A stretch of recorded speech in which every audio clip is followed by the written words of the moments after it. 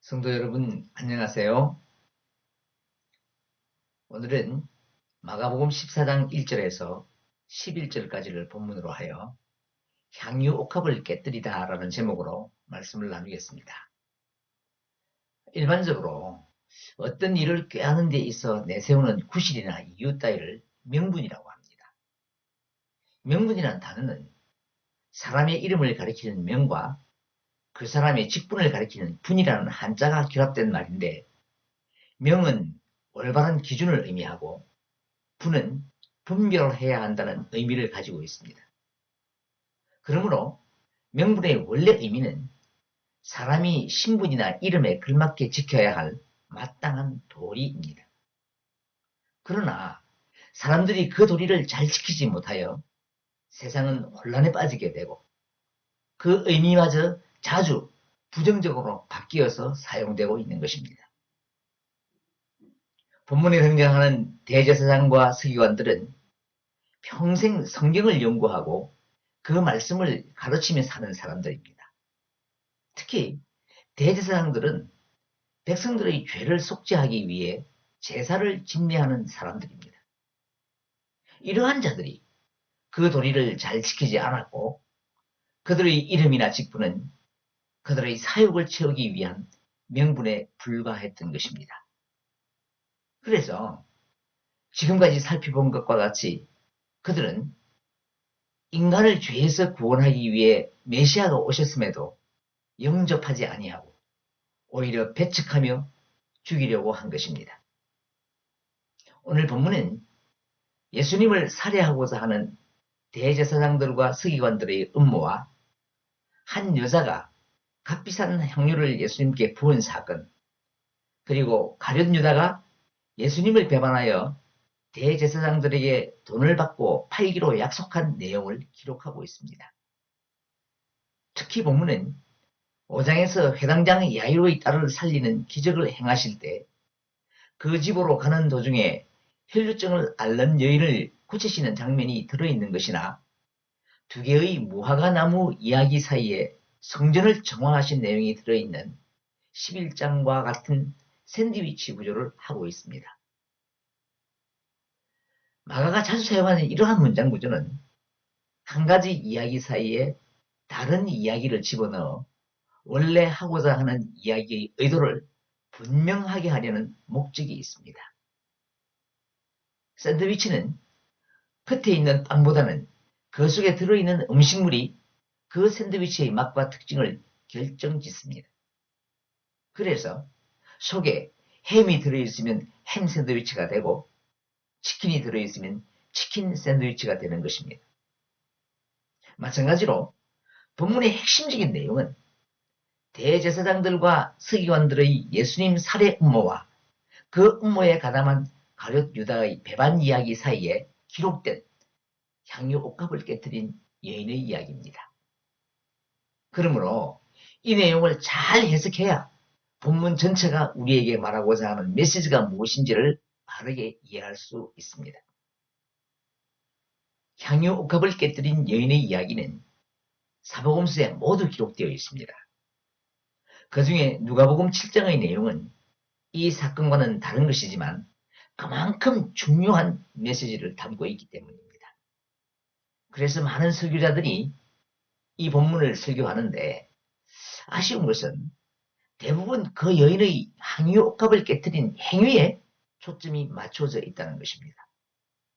물론 옥합을 깨뜨린 여인의 행위는 성도들이 본받아야 할 아름다운 믿음의 헌신임에 틀림이 없습니다. 그러나 그보다 더 중요한 메시지가 이 이야기 속에 들어있습니다. 오늘은 그 내용을 중심으로 말씀을 나누려고 합니다. 1절, 2절을 함께 읽겠습니다. 이틀이 지나면 유월절과 무교절이라 대제사장들과 서기관들이 예수를 흉계로 잡아 죽일 방도를 구하며 이르되 밀란이 날까 하노니 명절에는 하지 말자 하더라. 유대의 종교 지도자들이 예수님을 죽이러 간 것은 이틀 전에 성전을 정화하신 일 때문에 갑자기 계획한 것이 아닙니다. 마가복음 3장 6절의 바리새인들이 나가서 곧 헤롯 당과 함께 어떻게 하여 예수를 죽일까 의논하니라는 기록을 보면 예수님이 공생애를 시작하시며 복음을 전하실 때부터 그들은 이미 그런 마음을 품고 있었던 것입니다. 하지만 그들은 예수님으로부터 책잡을 만한 도덕적 율법적인 흠결을 발견할 수가 없었기 때문에 흉계를 꾸며 예수님을 잡아 죽일 방도를 찾고 있었습니다. 그런데 그때가 유월절 축제가 시작되기 바로 이틀 전이었습니다. 유월절은 하나님이 이스라엘 민족을 애굽의 압제로부터 구원하기 위해 애굽의 장자와 첫 태생을 죽이실 때 이스라엘 백성들의 집 좌우 문술주와 임방에 양의 피를 바르게 하여 그 피를 보고 죽음의 천사가 그 집을 넘어가게 한 날을 기념하는 유대의 최대 명절입니다. 그들은 유대력으로 니산월 14일이 시작되는 시점인 저녁 때 양고기와 쓴 나물과 누룩 없는 빵을 먹음으로써 이 절기를 지켰습니다. 그리고 무교절은 6월절 다음 날인 니산월 15일부터 21일까지 일주일 동안 지키는 절기입니다. 그들은 그 기간 동안 누룩 없는 딱딱한 빵과 쓴나물을 먹으며 과거 조상들이 애굽 땅에서 급히 빠져나올 때 누룩을 섞지 않은 무교병을 만든 사건과 고난받았던 시절을 기억하여 그 고난 가운데서 구원해 주신 하나님의 은혜를 감사하는 것입니다. 이 유월절은 오순절 초막절과 함께 유대인의 성년 남자가 반드시 성전제사에 참여해야 하는 3대 절기 중의 하나입니다. 그러므로 이때에는 유대 전 지역에서 수많은 사람들이 예루살렘에 모여들게 됩니다. 유대 역사가 요세푸스의 기록에 의하면 6월절이 되면 평소 예루살렘 상주 인구의 5배가 넘는 120만 명 정도의 많은 사람들이 모였다고 합니다. 당시 많은 가난하고 공공한 자들이 예수님을 추정하고 있었습니다. 이 사실은 예수님이 예루살렘으로 입성할 때 호산나 찬송하며 환영했던 무리들을 보면 알 수 있습니다. 이러한 상황에서 예수님을 죽이게 되면 큰 소요가 일어날 것이 뻔하기 때문에 대제사장과 서기관들은 그것이 두려워서 그 명절 기간을 피하고자 한 것입니다. 3절을 함께 읽겠습니다. 예수께서 베다니 나병 환자 시몬의 집에서 식사하실 때에 한 여자가 매우 값진 향유 곧 순전한 나드 한 옥합을 가지고 와서 그 옥합을 깨뜨려 예수의 머리에 부으니. 요한복음 12장 1절을 보면 이때가 유월절 여세전이라고 기록되어 있습니다. 그러니까 이 일은 예수님이 예루살렘에 입성하시기 하루 전에 베다니에서 일어났던 사건입니다. 문맥상으로 보면 1절, 2절의 유대 종교 지도자들의 음모와 10절, 11절의 가룟 유다의 배반은 서로 연결된 이야기임이 분명합니다.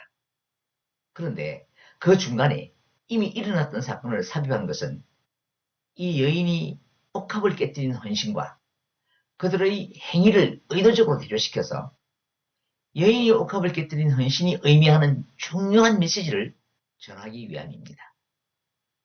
지금 예수님은 나병 환자 시몬의 집에서 함께 식사를 하고 있는 중입니다. 이 나병 환자 시몬이 누구인가에 대해서는 여러 주장이 있지만 요한복음 12장 1절 2절을 보면 베다니에서 예수님이 죽은 자 가운데서 살리신 나사로라고 추정할 수 있습니다. 요한복음 12장 1절 2절을 함께 읽겠습니다. 6월절 여세전에 예수께서 베다니에 이르시니 이곳은 예수께서 죽은 자 가운데서 살리신 나사로가 있는 곳이라. 거기서 예수를 위하여 잔치할새 마르다는 일을 하고 나사로는 예수와 함께 앉은 자 중에 있더라. 이 내용을 보면 나병 환자 시몬은 요한복음 11장에 나오는 마르다 마리아의 오빠인 나사로라고 볼 수 있습니다.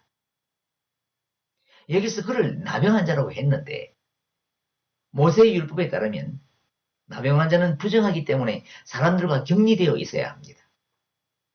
그런데 그가 다른 사람들과 함께 식사하는 것을 보아 현재는 완쾌된 상태에 있는 것입니다. 그리고 이 식사 자리는 단순히 함께 식사하는 자리가 아니라 예수님을 위해 마련한 잔치라고 했습니다. 그 잔치 자리에서 마리아가 순전한 나드 향유 옥합을 깨뜨려 예수님의 머리에 부은 것입니다.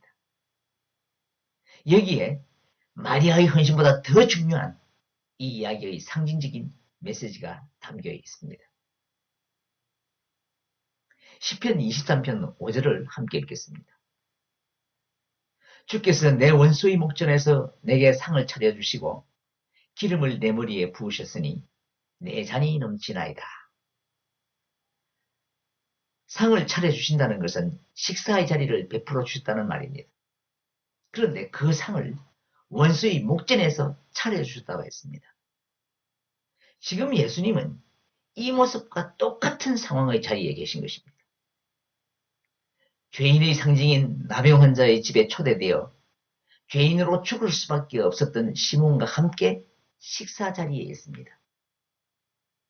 원수인 사탄의 괴계로 말미암은 죄의 목전에서 베풀어진 잔치상 앞에 모든 인간의 죄를 짊어지신 예수님이 앉아 계신 것입니다. 이 모습이 장차 인간에게 임할 구원의 모습입니다. 그러므로 향유옥합을 깨뜨린 이 사건은 한 여인의 헌신보다 더 중요한 인류 구속에 관한 메시지가 담겨 있는 것입니다. 4절 5절을 함께 읽겠습니다. 어떤 사람이 화를 내어 서로 말하되 어찌하여 이 향유를 허비하는가? 이 향유를 300데나리온 이상에 팔아 가난한 자들에게 줄 수 있었겠도다 하며 그 여자를 책망하는지라. 나드는 인도산의 식물 뿌리에서 채취한 향기나는 기름입니다. 구약성경 아가서 1장 12절에서는 나도 기름이라고 표현되어 있는데 그 시대에 주로 여왕들이 사용할 정도로 귀한 향유였습니다. 본문에서 그 값이 300데나리온이라고 했는데 그 당시 노동자들의 하루 품삯이 1데나리온이니까 보통 노동자들의 연봉에 해당하는 비싼 값입니다. 이런 향유는 주로 여자들이 시집갈 때 마련하는 최고의 혼수품이며 자신의 머리를 단장하거나 아주 귀한 손님이 왔을 때 그 손님을 존경하고 사랑한다는 의미로 사용되었고 사람이 죽었을 때 장사를 지내기 위해 시신에 바르는 용도로 사용되었습니다. 그렇게 귀한 것을 예수님의 머리에 부은 것입니다. 마리아의 이런 행위는 구약시대의 왕과 선지자 그리고 제사장에게 기름을 부은 것과 같이 예수님이 메시아이시기 때문에 행했다고 할 수 없지만 그것을 예표한 것이라고 할 수 있습니다. 요한복음 12장 3절을 보면 마리아가 그 향유를 예수의 발에 붓고 자기 머리털로 그의 발을 닦으니 향유 냄새가 집에 가득하다고 기록하고 있습니다. 마가복음 본문의 내용과 함께 그 장면을 그려보면 마리아가 머리에 부은 기름이 발에까지 흘러내렸고 마리아는 자신의 머리털로 예수님의 발을 닦은 것입니다. 유대 여자들이 머리를 푼다는 것은 자신의 전부를 드린다는 상징적인 의미가 있기 때문에 남편 이외의 다른 남자 앞에서 머리를 푼다는 것은 있을 수 없는 일입니다. 그리고 여인이 머리를 푸는 행위는 스스로 죄인임을 고백하는 행동입니다. 그러므로 마리아가 향유를 예수님의 머리에 부은 것이나 그 기름이 발에까지 흘러내리자 자신의 머리를 풀어 그 발을 닦았다는 것은 자신의 죄를 고백하고 자신의 전부를 헌신한다는 의미가 담겨 있는 것입니다. 사랑하는 여러분, 이것이 바로 예배입니다. 이 여인이 옥합을 깨뜨려 향유를 부은 것은 단순히 귀한 물질을 드렸다는 것이 아닙니다. 자신의 진정한 사랑을 드린 것입니다. 고린도전서 13장 3절을 함께 읽겠습니다. 내가 내게 있는 모든 것으로 구제하고 또 내 몸을 불사르게 내줄지라도 사랑이 없으면 내게 아무 유익이 없느니라. 사도 바울은 자신의 일생을 완전히 깨뜨려 내놓은 사람입니다.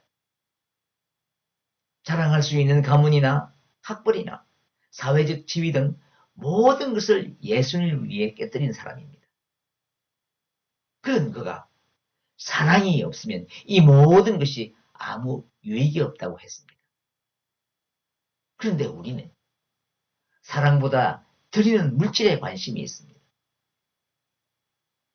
아무리 많은 물질을 드린다고 하여도 사랑이 없으면 아무것도 아닙니다.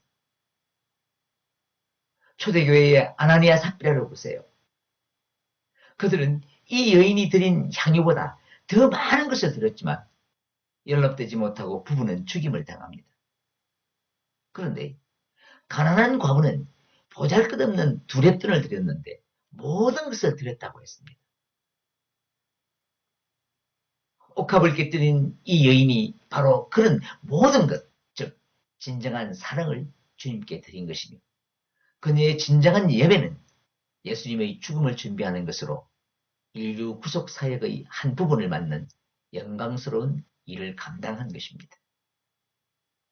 자, 그런데 그 모습을 본 어떤 사람이 화를 내며 향유를 허비했다고 여인을 책망했습니다. 마태복음은 화를 낸 사람들을 제자들이라고 했는데 요한복음에서는 주도적으로 화를 내며 그 말을 한 자가 가룟 유다라고 했습니다. 그렇다면 가룟 유다를 비롯한 제자들이 자신의 것을 허비한 것도 아닌데 왜 화를 냈을까요? 사람의 내면적인 모습을 가장 적나라하게 잘 보여주는 때가 화를 낼 때입니다. 제자들의 그 적나라한 모습이 요한복음에 잘 기록되어 있습니다. 요한복음 12장 6절입니다.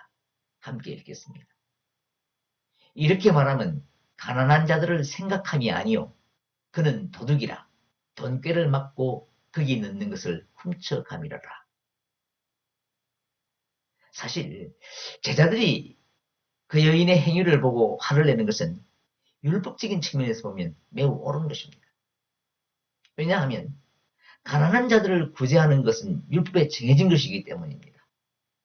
그리고 당시에는 빈부의 격차가 심해서 구제를 필요로 하는 사람들이 많이 있었고 6월절 기간에는 이들에 대한 구제가 많이 행해지고 있었습니다. 그런데 가룟 유다는 율법을 명분으로 삼아 자신의 물질적인 탐욕을 추구한 사람입니다. 그러니까 그가 화를 낸 이유는 바로 자기 욕심을 채우지 못했기 때문입니다. 이런 제자들을 향하여 예수님이 말씀하십니다. 6절, 7절을 함께 읽겠습니다. 예수께서 이르시되 가만두라. 너희가 어찌하여 그를 괴롭게 하느냐? 그가 내게 좋은 일을 하였느니라. 가난한 자들은 항상 너희와 함께 있으니 아무 때라도 원하는 대로 도울 수 있거니와 나는 너희와 항상 함께 있지 아니하니라. 예수님은 그 여인의 행위를 좋은 일이라고 했습니다. 좋은 일은 옳은 일과는 다른 의미입니다. 율법적으로 옳은 일이라고 할지라도 좋은 일이 아닐 수 있습니다. 잘못된 사람들은 주로 옳은 일이라고 생각되는 것을 명분으로 삼아 좋지 않는 행위를 합니다. 좋은 일로 번역된 헬라어는 칼론 에르곤인데 칼론은 잘, 아름답게, 적절하게라는 의미이며 에르곤은 일 혹은 행위를 뜻하는 단어입니다. 그러므로 좋은 일이란 적절하게 아름다운 일이라는 뜻입니다. 인간에게 가장 적절하게 아름다운 일은 하나님이 창조하신 그때의 모습을 회복하는 것입니다. 예수님은 지금 이 여인이 바로 그 적절한 아름다운 일을 했다는 겁니다.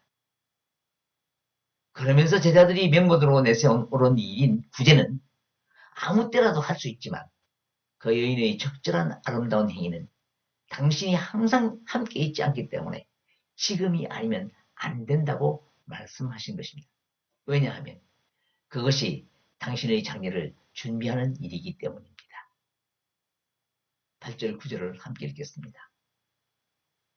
그는 힘을 다하여 내 몸에 향유를 부어 내 장례를 미리 준비하였느니라. 내가 진실로 너희에게 이르노니 온 천하에 어디서든지 복음이 전파되는 곳에는 이 여자가 행한 일도 말하여 그를 기억하리라 하시니라. 여인이 행한 적절한 아름다운 행위는 인간의 잃어버렸던 하나님의 형상을 회복시키기 위한 당신의 죽음을 준비한 것이라고 말씀하고 있는 것입니다. 그러므로 여인이 향유옥합을 깨뜨려 예수님의 머리에 부은 행위 안에 복음이 들어있는 것입니다. 그래서 그 아름다운 일이 성경에 기록되어 우리에게 기억되는 것입니다. 이것이 바로 샌드위치 기법으로 기록된 향유옥합을 깨뜨린 여인 이야기가 우리에게 말하는 메시지인 것입니다. 이제 마가는 의도적으로 이 여인과 상반되는 제자들의 모습을 제시함으로써 이 여인의 행위가 더욱 빛나게 합니다. 10절 11절을 함께 읽겠습니다. 12 중에 하나인 가룟 유다가 예수를 넘겨주려고 대제사장들에게 가매 그들이 듣고 기뻐하여 돈을 주기로 약속하니 유다가 예수를 어떻게 넘겨줄까 하고 그 기회를 찾더라. 대제사장들과 서기관들이 계획하고 결정한 일에 변화가 생겼습니다. 그들은 밀란이 일어날 것을 두려워하여 예수님 죽일 계획을 미루었지만 가룟 유다의 배반으로 6월절에 예수님을 죽이게 된 것입니다. 이처럼 인간은 모든 일의 계획을 자신이 하는 것이라고 생각하지만 그 계획은 하나님의 섭리에 따라 진행되는 것입니다. 이 사실을 깨달아 겸손해질 때 우리는 진정한 신앙의 길을 갈 수 있는 것입니다. 이제 말씀을 맺겠습니다. 우리는 주님을 믿는다고 또 사랑한다고 고백하며 때로는 주님이 원하시면 목숨이라도 내어놓을 것처럼 헌신을 다짐하기도 합니다. 그런데 사랑과 헌신은 입술로 하는 것이 아닙니다. 주님께 드리는 좋은 일은 행함의 아낌없는 실천이 따라야 가능한 것입니다. 그래서 야고보 사도는 행함이 없는 믿음은 그 자체가 죽은 것이라고 했습니다.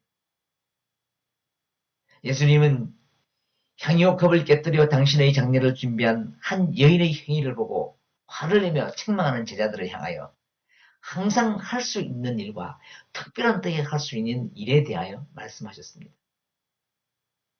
성도들에게는 항상 할 수 있는 일이나 특별한 때에 할 수 있는 일 모두가 다 예배입니다. 왜냐하면 성도의 삶은 그 자체가 예배이기 때문입니다. 오늘도 향유옥합을 깨뜨린 이 여인처럼 삶이 예배가 되어 복음을 위해 적절한 아름다운 일들을 이루어가는 저와 여러분의 하루가 되기를 간절히 바랍니다.